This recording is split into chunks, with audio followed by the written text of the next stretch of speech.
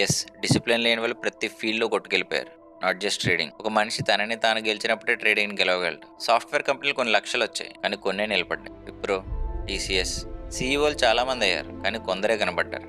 సత్య Nadella, bill gates, Sundar Pichai. అంతెందుకు, నువ్వు కొనే కిరాణా సరుకులు, సందు చివర ఒక స్మార్ట్, సందు బయట ఒక ఇన్స్టామార్ట్, కానీ కనబడేది ఒక డీమార్ట్ మాత్రమే. రాధాకిషన్ దమాని. ఎందుకు? Consistency, patience, behaviour. ట్రేడింగ్లో కూడా అంతే. చాలామంది వచ్చారు, లక్షలు కాదు కోట్లు, కానీ కొందరే కనబడ్డారు. Rakesh Jhunjhunwala, Warren Buffett. ట్రేడింగ్లో సర్వైవ్ అయ్యేది కేవలం డిసిప్లిన్ ఉన్న వాళ్ళు మాత్రమే. ఈ మధ్యలో డిసిప్లిన్ లేక కొట్టుకుపోయిన వాళ్ళందరూ ఏం చెప్తారో తెలుసా?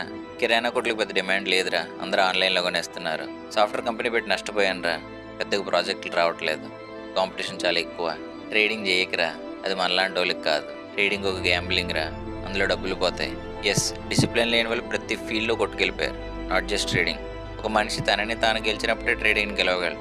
కాకపోతే ట్రేడింగ్లో గెలిచినప్పుడు బయటకు వచ్చి చెప్పడం, ఎందుకంటే వాడికి తెలుసు ఏ లెవెల్ ఆఫ్ డిసిప్లిన్, పేషెన్స్ కావాలో గెలవాలంటే. Trading is a mind set game. నువ్వు ట్రేడింగ్లో గెలిచావా, లైఫ్లో గెలిచినట్టే. ఒక్కసారి సక్సెస్ అయ్యాక నీకు utmost speed, top level discipline, patience అంటావా టన్నులు ఉంటుంది. నేను ఎవడేమన్నా పట్టించుకో, అలాంటి ఫీల్డ్ అది. ఇవన్నీ చెప్పకుండా ట్రేడింగ్లో డిసిప్లిన్ లేక ఓడిపోయిన వాళ్ళందరూ గాడిది యొక్క గుడ్డు, కంకర యొక్క పూస, షష్ఠి తత్పురుష సమాసం అని చెప్తుంటారు.